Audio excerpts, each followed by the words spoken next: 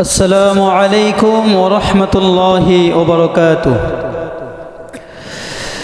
إن الحمد لله الأكرم الذي خلق الإنسان وكرم وعلمه من البيان ما لم يعلم، فسبحان الذي لا يحصى امتنانه باللسان ولا بالقلم. نشهد أن لا إله إلا الله وحده لا شريك له، ونشهد أن سيدنا وسندنا وحبيبنا وطبيب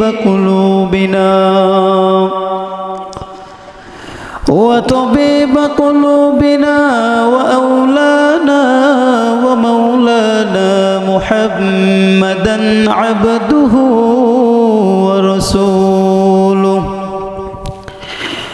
أرسله تبارك وتعالى في كلامه المجيد والفرقانه الحميد।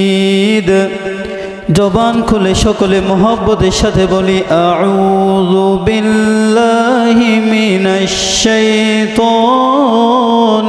রাজীম। বিসমিল্লাহির রহমানির রহিম।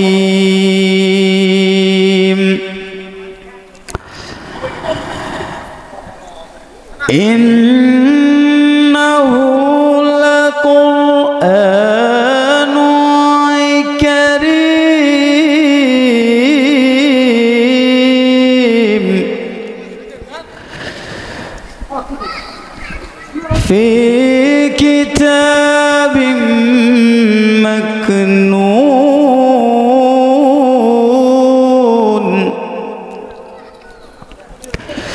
لا يمسه إلا المطهرون،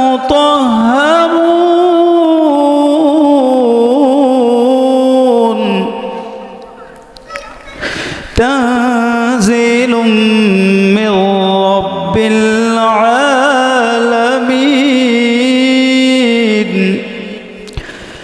الله أكبر. بسم الله الرحمن الرحيم.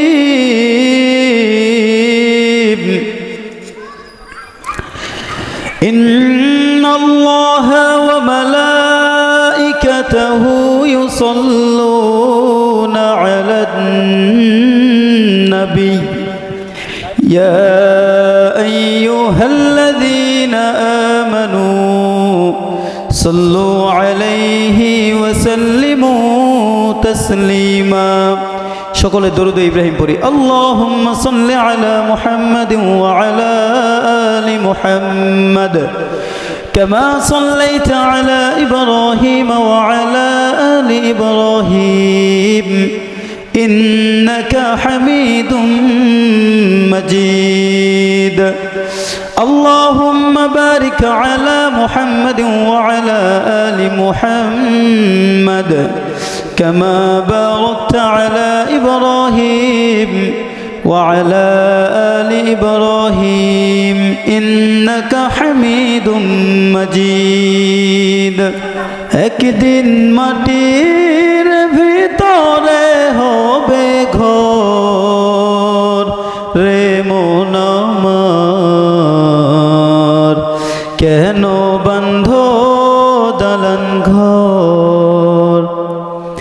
একদিন মাটির ভিতরে হবে ঘর রে মন আমার, কেন বন্ধ দালান ঘর রে মন আমার, কেন বন্ধ দালান ঘর। প্রাণ পাখি উড়ে যাবে পিঞ্জর ছেড়ে,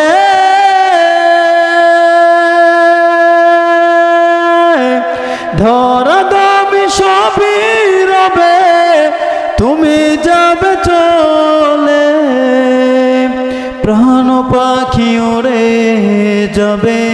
পিঞ্জর ছেড়ে ধরা দামি সবই রবে, তুমি যাবে চলে। বন্ধু বান্ধব যত, মাতা পিতা বাধা সুত, বন্ধু বান্ধব যত, মাতা পিতা তারা সুত, সকলে হবে তোমার পর রে মন আমার। কেন বন্ধ দালান ঘর রে মন আমার, কেন বন্ধ দালান ঘর। দেহ তোমার চর মোচর গলে পচে যাবে, শিরা উপশিরা গুলো ছিন্ন ভিন্ন হবে। দেহ তোমার চর মোচর গলে পচে যাবে, শিরা উপশিরা গুলো ছিন্ন ভিন্ন হবে। মন্দু মেরুদণ্ড সবই হবে খণ্ড খণ্ড, মন্দু মেরুদণ্ড সবই হবে খণ্ড খণ্ড। পরে রবে মাটির উপর রে মন আমার, কেন বন্ধ দালান ঘর। একদিন মাটির ভিতরে হবে ঘর রে মন আমার, কেন বন্ধ দালান ঘর। সকল প্রশংসা সে মহান আল্লাহ তাআলার জন্য, যে আল্লাহ সুবহানাহু ওয়া তাআলা আপনাকে আমাকে দুনিয়ার সমস্ত কাজ থেকে ফারেক, আল্লাহ দুনিয়ায় জান্নাতি বাগান তাফসিরুল কোরআন মাহফিলে আসার বসার তৌফিক দান করলেন। সকলে বলি আলহামদুলিল্লাহ। একটু জোরে সোরে বলি আলহামদুলিল্লাহ। খুশি করার জন্য নারে তাকবীর বলার মতো যুবক মনে হয় না আর জমিনের মধ্যে আছে। হ্যাঁ, সবাই দেখবেন কসমেটিক্সের দোকান, এরপরে যেগুলা খাবারের জিনিসের যেগুলো দোকান দেওয়া আছে, এগুলোর মধ্যেই সবাই গিয়ে দেখেন আড্ডা দিচ্ছে। আল্লাহ রব্বুল আলামিন কিন্তু আপনাকে আমাকে দুনিয়াতে এমনি এমনি পাঠায় নাই। এমনি এমনি কি পাঠাইছে বলেন ভাই? এমনি এমনি পাঠাইছে? অবশ্যই কোনো উদ্দেশ্যর কারণে আল্লাহ রব্বুল আলামিন জমিন সৃষ্টি করলেন। এই জমিনে রব্বুল আলামিন কত রকমের আঞ্জাম দিয়েছেন, এটা এমনি এমনি আল্লাহ পাক রব্বুল আলামিন দেয় নাই। অবশ্যই এর মধ্যে একটা উদ্দেশ্য আছে। উদ্দেশ্য কি? আল্লাহ রব্বুল আলামিন সূরা জারিয়ার মধ্যে বলেন, ওয়ামা খলাকাতুল জিন্না ওয়াল ইনসা ইল্লা লিয়াবুদুন। আল্লাহু আকবার বলেন। আল্লাহ রব্বুল আলামিন বলেন, ও দুনিয়ার ইমানদার বান্দারা রে, আমি আল্লাহ তোমাদেরকে দুনিয়ার মধ্যে পাঠাইলাম শুধুমাত্র কেবলমাত্র তোমাদেরকে খাবারের জন্য আমি আল্লাহ পাঠাই নাই। আমি আল্লাহ তোমাদেরকে গান বাজনা করার জন্য আমি আল্লাহ তোমাদেরকে পাঠাই নাই। আমি আল্লাহ সংসার করার জন্য আমি রব্বুল আলামিন তোমাদের দুনিয়ার মধ্যে পাঠাই নাই। আল্লাহ রব্বুল আলামিন বলেন, আমি মানুষ এবং জিন জাতি, এই দুই জাতিকে রব্বুল আলামিন কেবলমাত্র শুধুমাত্র একমাত্র ওই আল্লাহর ইবাদত করার জন্য রব্বুল আলামিন দুনিয়ার মধ্যে পাঠাইছেন। বলেন না সুবহানাল্লাহ। এবং রব্বুল আলামিন এই দুনিয়াতে পাঠায় শুধু ক্ষান্ত হন নাই, আপনাকে আমাকে রব্বুল আলামিন কত রকমের নিয়ামত দিলেন। আমার আপনার বডি মেকানিজমের দিকে যদি আপনি তাকাই, এই হাত রব্বুল আলামিন দান করেছেন, করেন নাই? এই হাতের মধ্যে কত নিয়ামত। এক হাতের ফিঙ্গারের সঙ্গে অন্য হাতের ফিঙ্গার মেলে না। এক হাতের সাফের সঙ্গে অন্য হাতের সাফ দুনিয়ার মধ্যে কোনো মানুষের মিল পাইবেন না। পাইবেন? পাওয়া যায়? ভোটের মধ্যে যাইবেন, আপনার ফিঙ্গার একরকম, আরেকজনের ফিঙ্গার আর এক রকম, কিন্তু হাত সবার একরকম। চিল্লায় বলেন ঠিক কিনা বলেন? কারো হাতে 4টা আঙ্গুল আল্লাহ রব্বুল আলামিন দিয়েছেন, সবার হাতে 5টা আঙ্গুল। রব্বুল আলামিন সবার হাত একই রকমের ভাবে কাজ করে। আল্লাহ কারো হাত, এক হাত ছোট আর এক হাত বড় রব্বুল আলামিন বানাই নাই, এবং 2টা হাত রব্বুল আলামিন দিলেন। 5টা করে 10টি আঙ্গুল রব্বুল আলামিন হাতের মধ্যে দিলেন। এই আঙ্গুল শুধুমাত্র আঙ্গুলটাই কোনো রকমের কোনো কাজের জন্য রব্বুল আলামিন দিলেন কিনা? যদি আঙ্গুলের দিকে তাকাই, আল্লাহ রব্বুল আলামিনের আঙ্গুল দিয়েও আমরা ইবাদত করব। চিল্লায় বলেন ঠিক কিনা বলেন। এখন বলবেন হুজুর আঙ্গুল দিয়ে কেমন করে ইবাদত করব? আঙ্গুল দিয়ে শুধু তো মোবাইলের মধ্যে সেটিং করি আমরা, হ্যাঁ, শুধু মেসেঞ্জার, ফেসবুক এগুলো নিয়ে আমরা পড়ে আছি। কিন্তু এই আঙ্গুলের কাজ কি? রব্বুল আলামিন বলেন তোমরা এই আঙ্গুল দিয়ে আমি আল্লাহ আমার জিকির করবা। সুবহানাল্লাহ, আলহামদুলিল্লাহ, আল্লাহু আকবার, লা ইলাহা ইল্লাল্লাহ। এই রকমের জিকির আছে না নাই? কথা বলেন, আছে? আঙ্গুল দিয়ে আমরা আল্লাহর জিকির করবো, এটা গণনা করব। এইরকমভাবে এই আঙ্গুলটা রব্বুল আলামিন দিলেন। এই আঙ্গুলের কাজ আছে না নাই বলেন? এরপরে আসেন, এক হাত দিয়ে আমরা কত কি করি। রব্বুল আলামিন শুধু জিকির করার জন্য আঙ্গুল দিলেন না। এই আঙ্গুল না থাকলে কিন্তু আমরা গাড়ির ব্রেক ধরতে পারতাম না। পারতাম? যারা আমরা বাইক চালাই, এই আঙ্গুল যদি না থাকতো আমরা বাইক চালাইতে পারতাম? সাইকেল চালাইতে পারতাম না। কারণ সাইকেল চালাতে গেলে ব্রেক ধরার দরকার আছে না নাই? আছে। ভাত তুলে খাওয়ার সময় আঙ্গুলের দরকার আছে না নাই? একটা আঙ্গুলের রব্বুল আলামিন কত নিয়ামত দিলেন, এবং এই আঙ্গুল দিয়ে কত রকমের কাজ আমি আপনি করতে পারি। এই আঙ্গুলের নিয়ামতের শুকরিয়া যদি সারা জীবন আমরা আদায় করি, সারা জীবন চলে যাবে, কিন্তু আল্লাহর শুকরিয়া আমরা আদায় করে শেষ করতে পারবো না। এরপরে চোখের দিকে তাকান। এই চোখের শুধু পাপড়ি দিয়ে যদি আমরা চিন্তা করি, সারা রাত যদি আমরা এই চোখের পাপড়ি নিয়ে গবেষণা করি, সারা রাত পুহে যাবে, গবেষণা শেষ হবে না। সামান্য একটা এক্সাম্পল আপনাদেরকে দেই। আল্লাহ রব্বুল আলামিন এই পাপড়ি, চোখের যেই পাপড়ি দিলেন, এই পাপড়ি যদি আমার আপনার সমস্ত পাপড়ি যদি উঠানো হয় বা কাটায় দেওয়া হয়, তাহলে আপনি আর চোখের পলক ফেলতে পারবেন না। চিন্তা করে দেখেন, চোখের পাপড়ি যদি আমার আপনার না থাকতো, আমি আপনি কেউ চোখটার পলক ফেলাইতে পারতাম না। আর সূর্যের আলোর কারণে আমার আপনার চোখ নিমিষের মধ্যে নষ্ট হয়ে যেত। তাহলে এই চোখের পাপড়িও রব্বুল আলামিনের নিয়ামত, ঠিক কিনা বলেন? নিয়ামত, বিশ্বাস হয়? চোখের পাপড়িও রব্বুল আলামিনের নিয়ামত। মাথার চুল থেকে নিয়ে পায়ের পাতা পর্যন্ত প্রত্যেকটা অঙ্গ প্রত্যঙ্গ রব্বুল আলামিনের নিয়ামত। এটা তো উপরে আমরা যা দেখতেছি, ভিতরের মধ্যে অনেক রকমের নিয়ামত রব্বুল আলামিনের আছে না নাই? আমরা যে চলাফেরা করি, পা দিয়ে হাঁটি হাঁটি পাও করে কত দূর চলে যাই। এই পা যার নাই তাকে আপনি জিজ্ঞেস করেন পায়ের মূল্য কত, আর পায়ের নিয়ামতটা কত বড় নিয়ামত। যাদের চোখ নাই তাদেরকে জিজ্ঞেস করেন চোখ না থাকার নিয়ামত কেমন। যাদের দাঁত নাই তারা বোঝে দাঁতের মর্যাদা কেমন, ঠিক কিনা বলেন? হ্যাঁ, যারা বৃদ্ধ হয়ে গেছে, দাঁত নেই, আর গরুর মাংস খাইতে পারেন? মজার হাড্ডি কামড়ে খাইতে পারি না। সব কিছু রব্বুল আলামিন দিলেন কেবলমাত্র শুধুমাত্র একমাত্র আল্লাহ তাআলার ইবাদত করার জন্য। আল্লাহ বলেন আমি মানুষ এবং জিন জাতি, দুই জাতিকে সৃষ্টি করলাম, মাঝখানে আমি দুনিয়া দিলাম, দুনিয়াতে চলাফেরা করার জন্য জমিন দিলাম। জমিন থেকে খাবার উত্তোলন করে আমার বান্দারা খাইবে, এই জন্য আমি আল্লাহ রাতের মধ্যে সুন্দর নিহর আমি আল্লাহ দেই।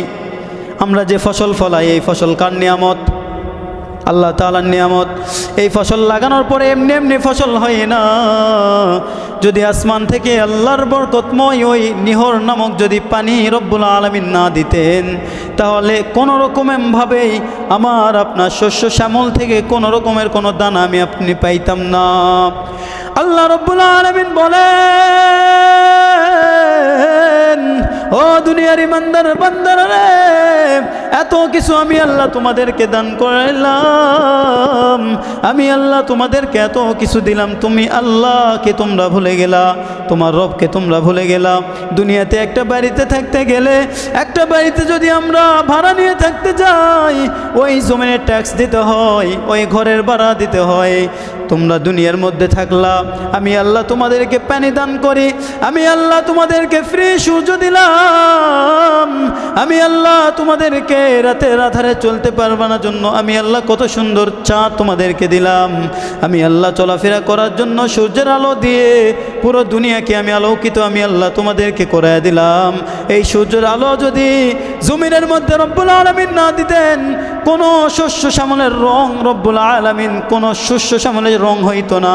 চাঁদের আলো যদি রব্বুল আলামিন রাতের মধ্যে না দিত, তাহলে কোনো ফলের মধ্যে স্বাদ আমি আপনি পাইতাম না। আল্লাহ রব্বুল আলামিন বলেন, ও দুনিয়ার বান্দারা রে, যত রকমের ফল তোমরা নিজের চোখে দেখতে পাও, ওই ফলগুলোতে আমি আল্লাহ রাতের আধারে ওই সুন্দর চাঁদের আলো দিয়ে আমি সমস্ত ফলগুলো আমি আল্লাহ, কোনো ফল মিষ্টি করে দেই, কোনো ফল আমি আল্লাহ টক করে দেই, কোনো ফলের স্বাদ আমি আল্লাহ এই চাঁদের আলোর মাধ্যমে আমি আল্লাহ পরিবর্তন করে দেই। বলেন না সুবহানাল্লাহ। হ্যাঁ, কি নিয়ামত রব্বুল আলামিনের। এই নিয়ামতের শুকরিয়া সারা জীবন যদি আমি আপনি আদায় করি, আল্লাহ বলেন, কুল্লাউ কানাল বাহরু মিদাদান লিকালিমাতি রাব্বি লানাফিদাল বাহরু ক্বাবলা আন তানফাদা কালিমাতু রাব্বি ওয়ালাউ জিনা বিমিসলিহি মাদাদা। আল্লাহ রাব্বুল আলামিন বলেন, পুরো দুনিয়ার সমস্ত সাগরের পানি যদি তোমরা কালি বানাও, সমস্ত পানি যদি একত্র করে যদি এই পানিগুলোকে তোমরা যদি কালি বানাও, আর যত রকমের গাছ আছে এই গাছের পাতাগুলোকে যদি তোমরা খাতার পৃষ্ঠা বানাও, বানানোর পরে আমি আল্লাহ আমার রহমত আমার বরকতের এত সুন্দর সুন্দর যদি প্রশংসা তুমি বান্দা লিখতে থাকো, ওই সাগরের পানি নামক কালি শেষ হয়ে যাবে এবং গাছের পাতা নামক পৃষ্ঠাগুলো শেষ হয়ে যাবে, কিন্তু আমি আল্লাহ আমার প্রশংসা করে তোমরা কখনোই শেষ করতে পারবে না। বলেন না সুবহানাল্লাহ। अल्लाह अल्लाह क्या मुबारक नाम है, अल्लाह अल्लाह तू मेरा माबूद है। আল্লাহ রব্বুল আলামিন কত সুন্দর সুন্দর নিয়ামত আমার আপনার জন্য দিয়েছেন, এবং আল্লাহ নিজেই বলছেন, যত নিয়ামত দিলাম এই নিয়ামতের শুকরিয়া যদি তোমরা এইভাবেও যদি তোমরা শুকরিয়া লিখতে থাকো, সাগরের পানি শুকিয়ে যাবে, কিন্তু আমি আল্লাহ আমার প্রশংসা লিখে তোমরা শেষ করতে পারবা না। সুতরাং প্রিয় ভাইয়েরা আমার, দুনিয়ার জীবন ঠুনকো জীবন।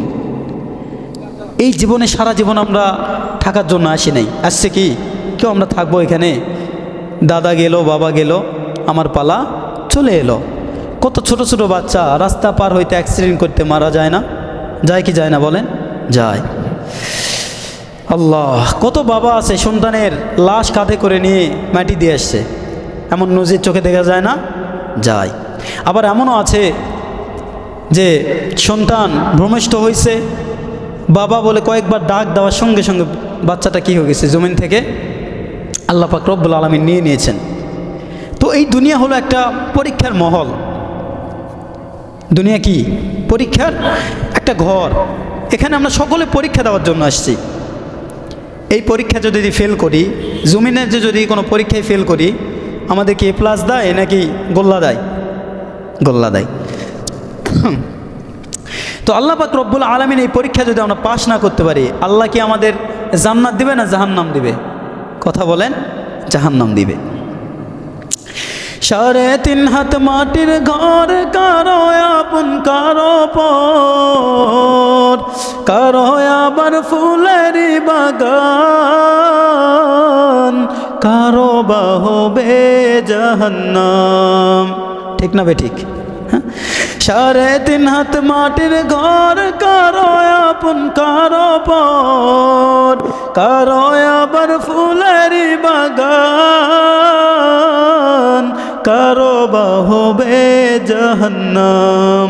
সেদিন তোমার কঠিন হবে না থাকিলে নেকি, সেই দিন তোমার কঠিন হবে না থাকিলে নেকি। ওই কবরে যেতে হবে থাকবে না কেউ সাথী, বলেন না ওই কবরে যেতে হবে থাকবে না কেউ সাথী। থাকতে হবে নিরালায় একা একা বাসতলায়, থাকতে হবে নিরালায় একা একা বাসতলায়। চতুর্দিকে রবে শুধু মাটি, চতুর্দিকে রবে শুধু মাটি। ঠিক না ভাই? ঠিক। চতুর্দিকে কী থাকবে ভাই? মাটি আর মাটি থাকবে। এই কবরে যদি ঈমান নিয়ে না যাওয়া পারি, দুনিয়ার ঘরে জানলা থাকে, দরজা থাকে, এসি থাকে, হ্যাঁ ফ্যান থাকে, বিবিও থাকে, বাচ্চাও থাকে, থাকে কি থাকে না? কবরের মধ্যে কি বিবি বাচ্চা থাকবে? কোনো ফ্যান লাইট মনে হয় আছে? আছে? নাই। কোনো জানলা দরজা? কবর দেওয়ার সময় যখন আমরা ওই বাঁশগুলো সুন্দরভাবে সাজাই, লাস্ট যখন ওই বাঁশটা যখন সাজানো হয়, মনের মধ্যে একটা ফাঁপড় লাগে না? ইয়া আল্লাহ, পুরোটা অন্ধকার হয়ে গেল। ওর মধ্যে যদি একটা ঢোরা সাপ দেওয়া হয়, আপনি থাকা পারবেন? লড়াও পারছেন, এদিকে হওয়া পাচ্ছেন, ওদিকে হওয়া পাচ্ছেন না, এদিকে সাপ ফোঁস করেছে, কামড় তো দেয়নি, থাকা পারবেন? থাকা সম্ভব? পারবো না। ওই কবরের মধ্যে ৭০ থেকে ৯৯টা সাপ আমাকে আপনাকে দংশন করবে যদি ঈমান ছাড়া যায়। আর দুনিয়ার কোনো ঢোড়া সাপ, কিং কোবরা, এগুলো সাপ আল্লাহ দেয় নাই। ওখানে এমন সাপ নিযুক্ত করা হয়েছে যেগুলো সাপের শ্বাস যদি জমিনের মধ্যে পড়ে, এই জমিনে কোনো সবুজ গাছপালা